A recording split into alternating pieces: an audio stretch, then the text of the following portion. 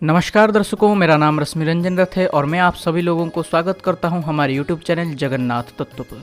दर्शकों, बहुत सारे हमारे व्यूअर्स का कमेंट्स था कि रथ यात्रा आगे आ रहा है, तो रथ यात्रा के ऊपर पूजा विधि के ऊपर, रथ यात्रा के खास पूजा विधि के ऊपर वीडियो बनाइए और हमें समझाइए। तो आज का वीडियो रथ यात्रा पूजा विधि पर है। आशा करता हूँ आप लोगों को वीडियो अच्छी लगेगी। देरी न करते हुए चलिए शुरू करते हैं। दर्शकों, सबसे पहले तो भगवान जगन्नाथ जी का रथ यात्रा जिस दिन है उस दिन सबसे पहली पूजा विधि उनकी होती है मंगल आरती। ये भगवान जी की सबसे पहली आरती होती है, दिन की सबसे पहली आरती। वो आप सबसे पहले भगवान जी के पास अनुष्ठित कीजिए। मंगल आरती होने के बाद भगवान जी पूर्व दिन से जो पुष्प, जो वस्त्र पहने हुए हैं उन्हें निकाल लाइए। वस्त्र और पुष्प निकाल लाने के बाद अब हम भगवान जी का अवकाश नीति करेंगे। आप लोग वीडियो में देख ही पा रहे होंगे, वाइट एंड रेड बॉर्डर युक्त एक वस्त्र भगवान जी को पहनाया गया है। ये दर्शकों भगवान जी का अवकाश वेश है। अवकाश वेश का नाम सुन के डरिएगा मत। ये भगवान जी का नित्य दिन का वेश है, जिस वेश में भगवान जी दर्पण के माध्यम से स्नान और दंत मंजन इत्यादि कार्यक्रम करते हैं। अगर आप अपने घर पर ये कर सकें तो उत्तम, अगर ना भी कर सकें तो कोई बात नहीं, ये ऑप्शनल ही है। हर घर के लिए, हर किसी के लिए ये कंपलसरी नहीं है। अगर कर सकें तो उत्तम, नहीं कर सके तो भी चलेगा।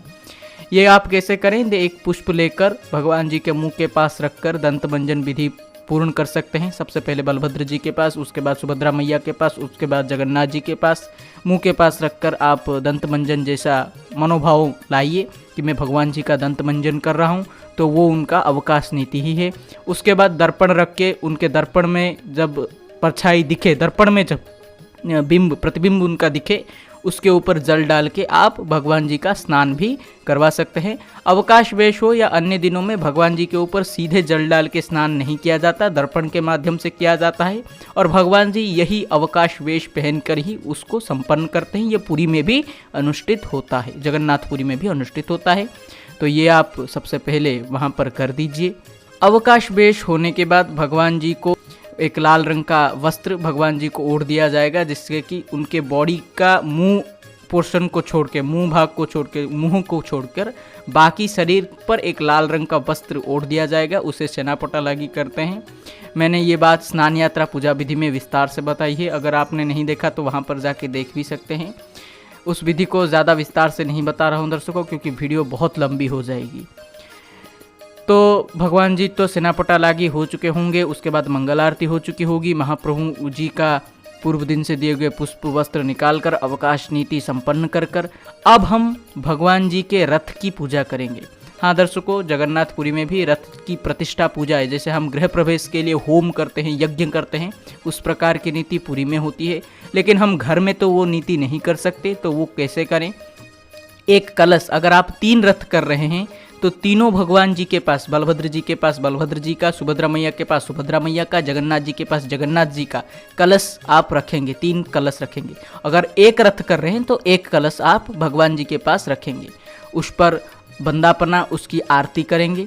और भगवान जी के रथ के ऊपर जो झंडा आप लगाएंगे, उस झंडे को भी उस कलश के पास रखेंगे। और एक जल पात्र भी एक्स्ट्रा रखेंगे। क्यों बोल रहा हूँ ये सुनिए। उस झंडे को भगवान जी को लगाकर एक पुष्प डाल के लाइएगा, जिस प्रकार से कि झंडे की पूजा विधि हो।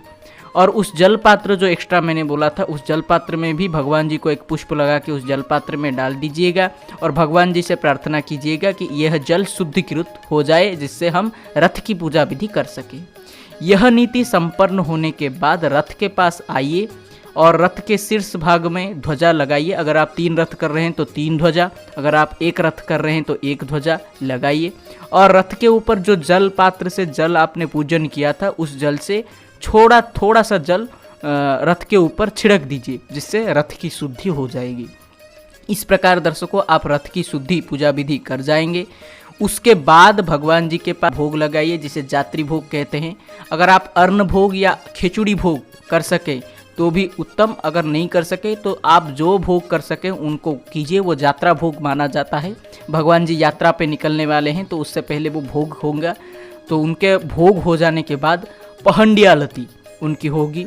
पहंडी आरती होने के बाद पहंडी विजय, जिसमें भगवान जी को अपने स्थान से ले जाकर रथ में बिठाया जाता है। सबसे पहले भगवान बलभद्र जी, सबसे पहले सुदर्शन जी की पहंडी आरती होगी। सुदर्शन जी सबसे पहले सुभद्रा मैया के रथ में जाएंगे।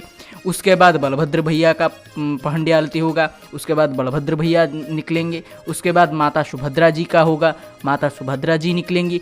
सबसे आखिर में जगन्नाथ जी की आरती और पहंडी विजय अनुष्ठित होगी। सुदर्शन जी पहंडी विजय कर माँ सुभद्रा जी के दर्प दलन या देवी दलन रथ में विराजमान होंगे। बलभद्र भैया तालध्वज रथ में, सुभद्रा मैया देवी दल रथ में और जगन्नाथ जी नंदीघोष रथ में विद्यमान रहेंगे। तो ये रथ अगर आप 3 कर रहे हैं तो इस प्रकार होगा। अगर आप एक ही रथ कर रहे हैं तो तीनों ही एक जगह पे रहेंगे, चारों ही एक ही रथ में रहेंगे। तो वो आप पे डिपेंड करता है आप रथ कितना करते हैं। क्योंकि मेरे घर पे 3 रथ हैं तो मैंने 3 रथ के हिसाब से बोल दिया। एक रथ है तो एक रथ के हिसाब से आप करेंगे। अगर एक करते हैं तो सब कुछ एक होगा, अगर 3 करते हैं तो सब कुछ 3 भाग में आपको करना पड़ेगा। यही नीति होती है। भगवान जी की पहंडी आरती पहंडी विजय कर रथ पर विद्यमान करवा दीजिए भगवान जी को। भगवान जी को विद्यमान कराने के बाद भगवान जी को वस्त्र, तुलसी, फूल, पुष्प से श्रृंगार कर दीजिए। भगवान जी का श्रृंगार कार्य भी संपन्न होने के बाद अब हम भगवान जी के रथ पर छेरा पहरा नीति करेंगे। दर्शकों, पुरी जगन्नाथ धाम में भगवान जी का छेरा पहरा नीति गजपति महाराज यानी पुरी के महाराज करते हैं। आप अपने घर पर वो नीति भी कर सकते हैं। कुछ पुष्प और कुछ चंदन रथ के चारों तरफ डाल दीजिए और कुशा हो या आपके पास अगर पुष्प हो तो पुष्प के सहारे उन्हीं पुष्पों को वापस निकाल दीजिए, झाड़ू मारने की तरह कर निकाल दीजिए। तो वो छेरा पोहरा नीति होता है। वह नीति होने के बाद पुष्प से पुष्पों को निकाल लेने के बाद भगवान जी की आरती और पुष्पांजलि भगवान जी को अर्पण कीजिए, जिससे बंदापना और छेरा पोहरा नीति संपन्न रूप से हो सके। इस प्रकार से छेरा पोहरा और बंदापना नीति होने के बाद ये एक चीज़ याद रखिएगा दर्शकों, ये नीति कैसे होगी। अगर आप अलग अलग 3 रथ रखते हैं तो सबसे पहले ये बलभद्र भैया का होगा, उसके बाद जगन्नाथ जी का होगा, उसके बाद सुभद्रा मैया का होगा। और अगर आप एक ही रथ रखते हैं तो वो तो एक ही जगह पे होगा, लेकिन अगर 3 रथ रखते हैं तो आप बलभद्र भैया का सबसे पहले रथ पर करेंगे, उसके बाद जगन्नाथ जी के रथ पे करेंगे, उसके बाद सुभद्रा मैया के रथ पे करेंगे। ये नीति इंपॉर्टेंट है अगर आप 3 रथ करते हैं। और अगर सिंगल रथ करते हैं तो ये आपको लागू ही नहीं होता, ये नियम लागू ही नहीं होता।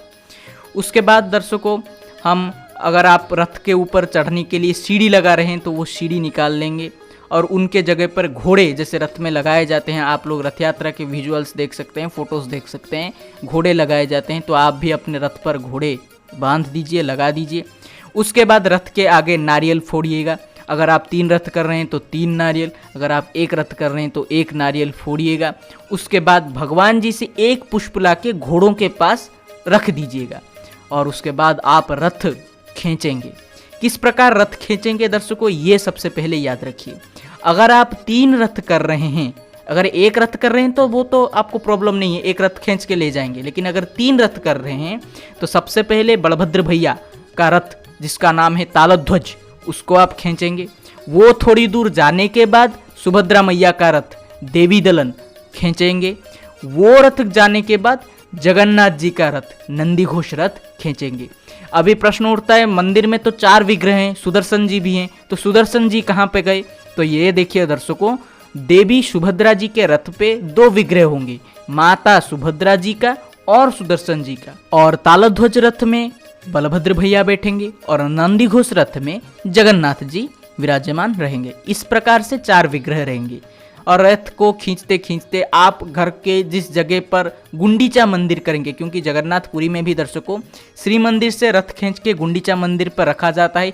रथ यात्रा के दिन जगन्नाथ जी रथ से नहीं निकलते, वो एक दिन अपने भक्तों के पास रहने की वजह से रथ पर ही भगवान जी की विग्रहों को रखा जाता है। तो उस दिन तो आप रथ से निकालकर भगवान जी को गुंडीचा मंदिर या आड़प मंडप पर नहीं ले जा सकते। उस दिन भगवान जी रथ पर ही रहेंगे, रथ पर ही उनकी वापस आरती और सुखिला भोग, इस बार कोई अन्न भोग नहीं होगा, सुखिला भोग आप करेंगे। तो उस दिन रथ यात्रा के दिन भगवान जी ने रथ पर अपना कार्यक्रम समाप्त कर दिया। उस दिन उसके बाद आप बड़सिहार करके रात का भोग करके भगवान जी के रथ पर ही उनको सुला दीजिए। उसके बाद जब आप आड़प मंडप पर ले जाएंगे, दूसरे दिन रथ यात्रा के 1 दिन बाद यानी उसके दूसरे दिन संध्या समय को जगन्नाथ जी, बलभद्र जी, माता सुभद्रा मैया आड़प मंडप पर यात्रा करेंगे। उसी प्रकार पहंडियालती पहले बलभद्र भैया सबसे पहले सुदर्शन जी का होगा, उसके बाद बलभद्र भैया का होगा, उसके बाद सुभद्रा मैया का होगा, उसके बाद जगन्नाथ जी का होगा। सबसे पहले सुदर्शन जी को ले जाकर आड़प मंडप पर विराजमान करेंगे, उसके बाद बलभद्र भैया जाएंगे, उसके बाद देवी सुभद्रा मैया जाएंगी, उसके बाद जगन्नाथ जी को ले जाकर हम आड़प मंडप पर विराजमान करेंगे। आड़प मंडप पर भगवान जी को विद्यमान कराने के बाद भगवान जी को खोल देंगे, सेनापटा उलागी करेंगे। जो लाल वस्त्र हमने पहनाया था ना, जो संपूर्ण शरीर पर उनके पहनाया गया था, वो खोल देंगे। उन्हें पुनः नूतन वस्त्र उन्हें प्रदान करेंगे, पुष्प और तुलसी से उनको सजाएंगे। उसके बाद भगवान जी की आरती करेंगे, भोग लगाएंगे। ये सब कार्य करते करते आपका रात्रि हो जाएगा, तो रात्रि भोग भी आप उसी के साथ लगा दीजिए। बड़ा सिंहार वेश भी भगवान जी का कर दीजिए और महाप्रभु जी को वापस जैसे हम हर दिन सुलाते हैं उस प्रकार से सुला दीजिए। दर्शकों, जगन्नाथ जी का रथ यात्रा मतलब जिस दिन रथ यात्रा है उस दिन और उसके बाद दिन 2 दिन तक उनकी यात्रा की विधि होती है। लेकिन प्रकृत रूप से यानी अगर असली बात से बोलूँ तो रथ यात्रा संपूर्ण रूप से 9 दिनात्मक होता है, यानी 9 दिनों तक यात्रा होती है।